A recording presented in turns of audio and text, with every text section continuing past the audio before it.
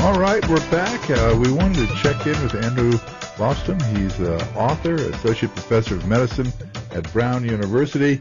He wrote The Legacy of Jihad back in 2005. He's also written a book on the legacy of Islamic anti-Semitism. To kind of check in with him on a couple of different subjects. Welcome to the program, Doctor. Thanks for having me on, Chuck and Julie. Good morning. Good morning. We want, right now there's kind of three, I guess. One is it looks like the Intifada is coming again to Israel, at least a lot of knifings and everything else. On the other side, it's going to be 1.5 million people are going to be pouring into Europe this year, particularly Germany, 70% military age males. What is that going to mean for Germany? It's meaning what it's already meaning, terrible disruption. There's a lot of pushback from just ordinary Germans now against the Merkel government. People are in a state of disbelief that this is being allowed to happen as perhaps some sort of collective guilt for what happened during World War II. It's a very, very dangerous situation. Some of the Eastern European countries, particularly Hungary, are objecting to this policy.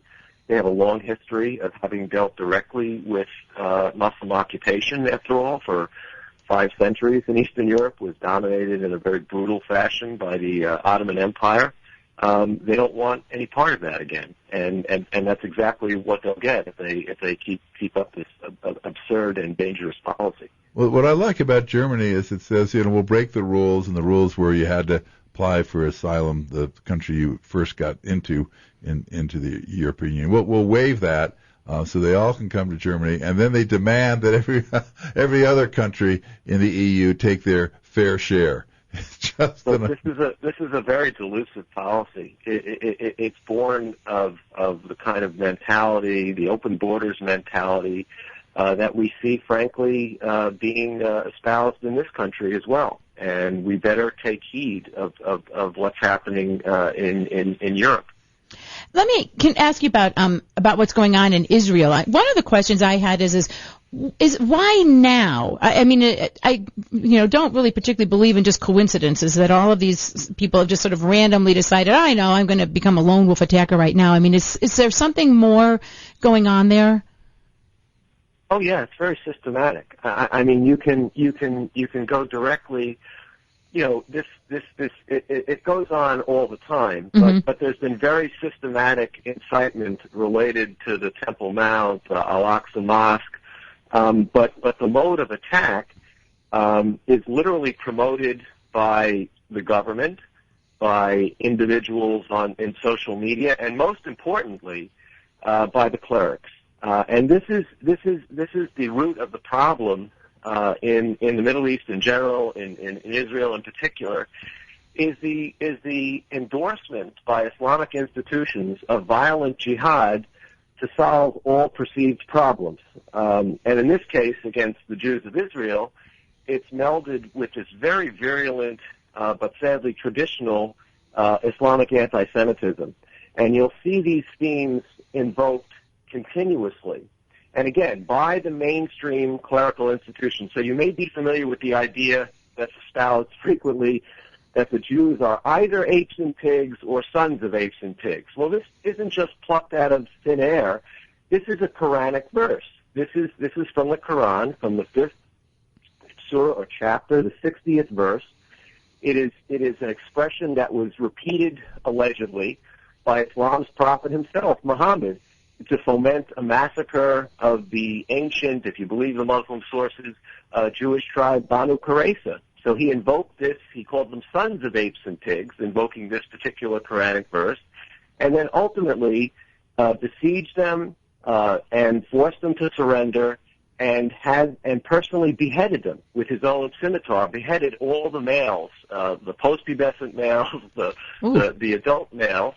And these are the themes that are invoked endlessly in the Palestinian territories and throughout the region to foment this kind of hatred. And I have to tell you that it also comes out of the leading teaching institution in all of Sunni Islam, which is Al-Azhar University, which our president visited and praised as if it was some sort of ecumenical institution. One of the key verses in the Quran that incites Jew hatred is also from the 5th chapter, but it's sort of it's almost like a psychological transference verse. It says that the Jews harbor the greatest hostility towards the Muslims. Well, the current Grand Imam of Al-Azhar University, who's the Sunni Muslim equivalent of the Pope, invoked this verse in the fall of 2013 to say that it explained 1,400 years of history of Muslims suffering from the Jews and Zionism as if it existed in the 7th century. And so can you imagine the outcry? There's no outcry about that. No. Can you imagine the outcry if Pope Francis had said something like that, relating to some Christian themes of deicide or whatever it is He's more worried about Christian climate theology? He's more worried about climate change. Yeah. Well, and why is it? Because I agree with you. Why is it that for some reason it's just it's politically incorrect and no one says anything about it? Why is that happening? I think it's the corruption of our institutions at the most fundamental level. I don't know if I still have school-age children, and I can't believe what's in some of their textbooks. I mean, if parents aren't attentive and don't teach them things that are sort of objective history and objective ideas, we're marinated in cultural relativism. And, since I specialize, outside of my medical career, I specialize in the doctrine and history of Islam, I reteach my children the nonsense that they're told about Islam. And, it's just part of the environment now, unfortunately. The West is evil, and everything else is okay or good. Well, you've written about how Iran has every intention, and they say it outright. They intend to wipe off the map Israel and all the people in it. They don't make any. They'd say it repeatedly. They say like it within 10 years. Within 10 years, and they're not alone. And they're not alone. The Hamas charter includes, and again, it's deeply entwined with the religion, the way it is for the Shiite Iranians, but sort of different sources, but they come to the same conclusion. So the Iranian Shiites believe that the Jews are responsible for killing their iconic figure, who is Ali. And over the course of the centuries, this has engendered the kind of genocidal hatred that we see coming out of the Iranian regime, plus some of their end of times theology. Well, on the Sunni side, in the Hamas covenant, the 7th article is an invocation of the words of Muhammad. Again, it's another one of these canonical traditions which says that the Jews must be slaughtered to usher in the Messianic age. So in both the Sunni and Shiite traditions, annihilation of the Jews is supposed to bring on a Messianic age, an age of Islamic domination or enlightenment, whatever you want to call it. And yet we're not supposed to discuss these themes as if they don't matter, no matter how many times they're repeated. Well, so Iran wants to wipe Israel off the map and everybody in it.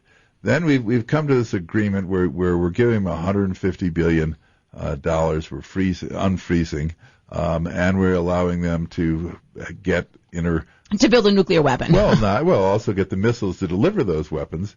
And notwithstanding that, missiles aren't part of the agreement. I mean, this is what's also so bizarre. In other words, allowing them to pursue their missile program was never prohibited as part of this agreement. Well, no. They certainly have. There were certain sanctions unrelated, and they lifted those sanctions to get ICBMs. But notwithstanding all of that, the majority of Jewish members in Congress and Senate all were for it. I mean, what school did they go to? Exactly. But I think because they're, first of all, unfortunately, I'm Jewish. Unfortunately, the Jewish community still largely leans left. There are some conservatives, but it largely leans left, and frankly, that's become their religion. Not Judaism, not even self-preservation. Right. You know, it's pathetic to watch, quite frankly. I have great difficulty, you know, in writing about Islamic anti-Semitism at great length, an enormous compendium. And when I was asked to speak about it, if I were asked to speak about it, to Jewish audiences, it was the most painful experience for me because they're in such a profound state of denial. That's all I can share with you on the personal level. What about, let me ask you this too, because I would assume that once I wipe out all the Jewish people, they might turn around and look at a few Christians and say, hey, we don't like you. I mean, well, that's the old phrase, you know, first Saturday, then Sunday, which means we first wipe out. You know, it's very. I mean, it's not funny. You have to have a sense of humor about right. morbid things. But when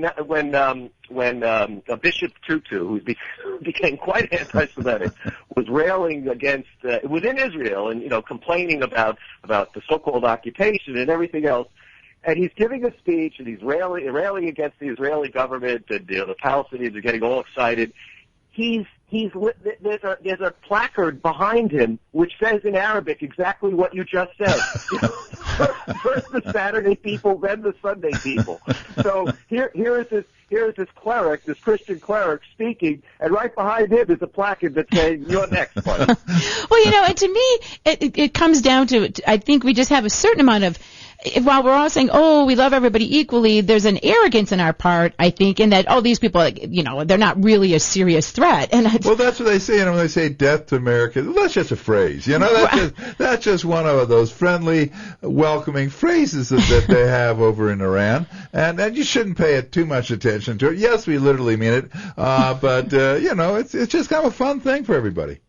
Well, and look, and then the New York Times will run what's supposed to be a serious story about Rouhani, the right. president. He went to DU. He went to DU. He went right here at University of Denver. Explaining that that's not really. Well, you know, we have real grievances. In other words, we have the people are expressing real grievances. So you know, and that's all it is. Yeah. Hey, Doctor, we have to take a break. Can you hang on? Sure. Okay, we're talking to Dr. Andrew Bostom about who's the author of essentially The Legacy of Jihad, and we'll be right back after this. They're coming. All right, we're back. We're here with Dr. Andrew Bostom. He's an associate professor of medicine at Brown University, and he's written a couple books, The Legacy of Jihad, but also A Legacy of Islamic Anti-Semitism from Sacred Text to Solemn History. Here's the part that always amazes me, Doctor.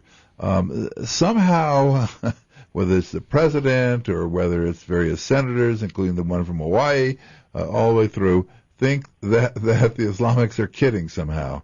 When they say they're going to wipe Israel off the map first Saturday, then Sunday, you know, those are death to America. Those are just phrases, and if we all kind of can work together, it's all going to work out. And it kind of reminds me of the 1930s in England, where there were a lot of groups, there were people who were terrified of the Soviet Union and the atrocities there, and they looked to Germany and Hitler and said, you know, they really don't mean the anti-Semitism stuff. I mean, there's only the Jewish population in Germany is like under 1%. They don't really mean, this is just a way to get elected, and once they get elected, they'll happily go away. They didn't, and they did mean it, and these people mean it.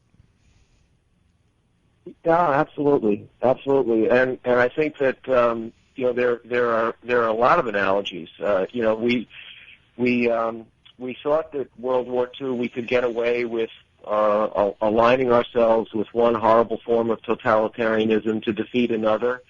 You know, people can argue about that still today. To a certain extent we did, but on the other hand, it came at great sacrifice. I mean, we sacrificed a huge portion of Europe.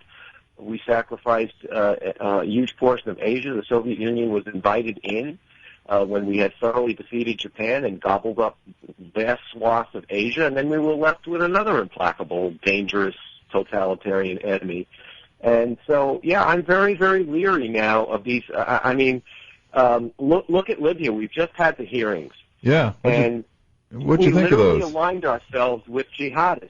And of course, the promoters of that kind of general idea of a policy, like the Brzezinskis of the world, will say, oh, we collapsed the Soviet Union by supporting the jihadists in Afghanistan. First of all, that's a gross exaggeration. Right. Second of all, we've all lived long enough to see the bitter fruits of that policy, which really did fan the flames of jihadism, and now we're living, with that threat. And so I've grown over the years very leery of the idea that you can forge so-called temporary alliances with one brutally evil force to defeat another brutally evil force. It's very, very difficult to do without unleashing these forces. Well, in Syria right now, I mean, they keep on saying that the Soviets, the Russians, I always want to stuck back in the Cold War. Well, it's sort of neo-Soviet.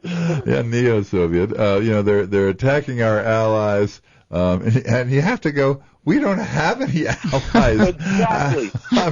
Chuck, God bless you for hitting the nail on the head. I get all kinds of negative pushback from conservative so-called experts by simply pointing out that every single group that Putin's bombing for his own nefarious reasons, let's get that on the table too, is also a jihadist group. Certainly the main fighters. You can name them. You can see that they're affiliated with Al-Qaeda. Well, Nusra Front. I mean, has anybody questioned Al Nusra Front is a jihadist group that is part of Al-Qaeda? I mean, who are they looking at? The Nusra Front is Ara al-Sham has an on and off relationship with Al-Qaeda. Yeah. There's another collection of jihadists called Jaish al-Fatah, which means Army of Conquest. And it's like, excuse me, the American public is not supposed to be giving arms to Jaish al-Shish Kebab or Jaish al-Shawarma or whatever it is. They're all jihadists. And we're all upset at the Soviet Union. And when you look at the map, you kind of go, you really think they're going to hopscotch that people are attacking them and going over to the eastern part of Syria to attack ISIS? I mean, no, they're not. They're not that stupid. But the truth is, and I'm not saying anything we've done has been effective, but there are military analysts who will tell you that even the bombing that they have done, the limited bombing that they've done of Raqqa, which really is the hub for ISIS, has probably done more damage than any of the crap that we've done. So, give them a little credit for that too. But absolutely, they want to. Look, Putin's been very clear. He wants a port on the Mediterranean. He wants to prop up the Assad regime because, as far as he's concerned, he's got a real problem in his own country with Sunni jihadism, and to him. Plus, I have a long-standing relationship with the Assad family that goes back to Kosygin and Podgorny and all that. But he's geostrategical from his point of view, and that's the way he's supposed to operate. It's his country, it's his interest that he's supposed to defend. He prefers to have this loose alliance between Assad and, by the way, the Christian community in Syria, have them as what he sees as being more stable and more desirable than having a Muslim Brotherhood society. And by the way, I got a 1947 brilliant assessment of Syria.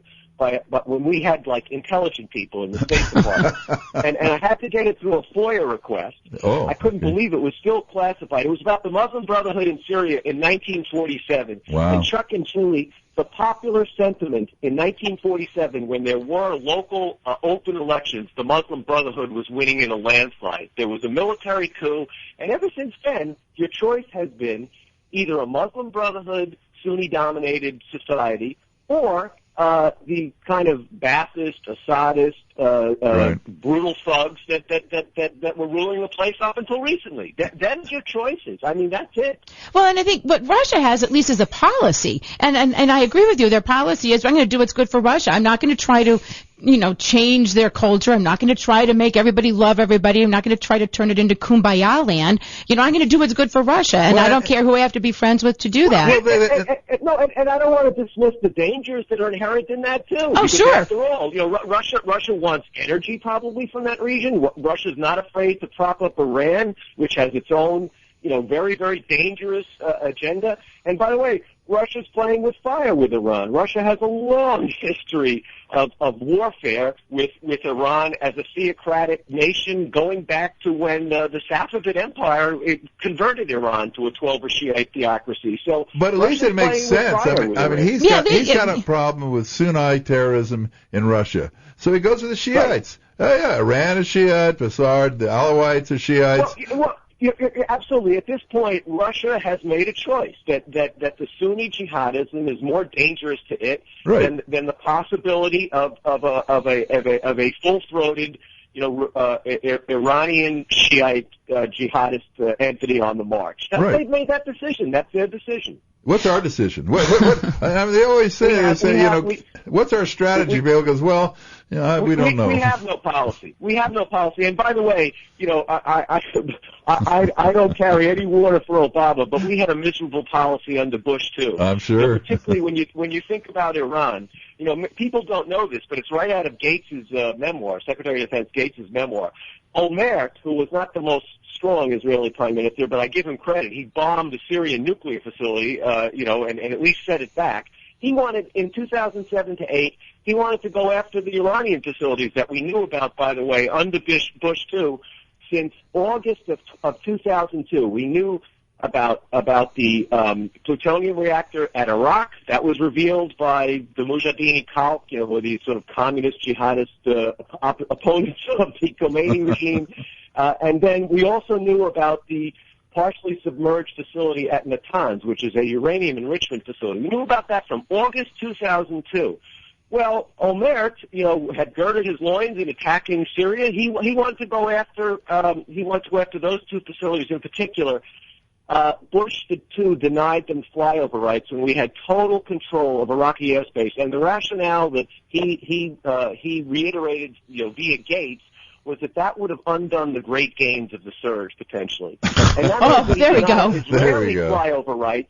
We refused to even bomb right across the border in Iran the IED factories that were killing and maiming our own troops. No, we wouldn't want to do that. There's more than enough fecklessness to go around. Well, and what worries me is, and I think you guys are right, that we just, for some reason, we just don't take them seriously. And you look at the state of the world now, and they're, ISIS is recruiting. There's all these young men, essentially, who don't have really anything else to do. And, we have a son, and he loves to play war games, and he's only 4. He's 4. When I get home at night, and Julie too, first thing it says, let's fight. Now, he means in a playful, fun way, but in some sense, it's not. And now, we talked about it before, Germany, they're going to have, 800,000 young military-age who are Islamic. Totally open to being recruited, and then you throw in social. Recruited, but the day after they arrive, what do? Do they change do they all of a sudden become transgender activists and everything else? No. They join the Peace Corps. The Muslim population is expected to be somewhere between 7 and 8 million in Germany after this bolus of so-called refugees that they're getting. I wrote about this in 2011, 2012 before my Sharia book came out. There was a lament by a German judge who was talking about how there were literally Sharia enclaves and the conduct of their own separate parallel Sharia legal system already back then in Germany. Wow. I think it was called something like Judges Without Laws was how it translated into English. And they were basically promulgating Sharia within German society in their own enclaves, and the Germans were just turning a blind eye to it, as if there was nothing they could do. And as if they might not get elected popularly, and pretty soon they'll start imposing on you. It's like, well, listen. Oh my God, Julie, I have colleagues in Scandinavia that have written about this.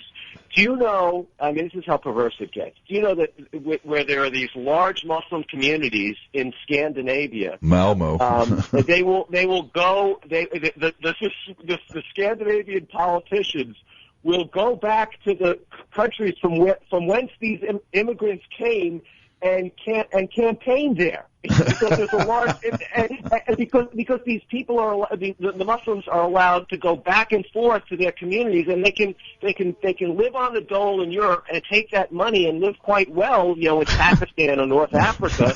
And so politicians will go there and campaign for election. You've been great, Doctor. We got to get you back on. It's been wonderful. We got to go a hard break, but we got to get you back on. You've been wonderful. Thank you for your time this morning. Thank you. All right. Take care, guys. We've been talking to Dr. Andrew Bostom. He's a doctorate and American author, The Legacy of Jihad. Yeah, he was very good. And again, I think we're right. I don't know why we're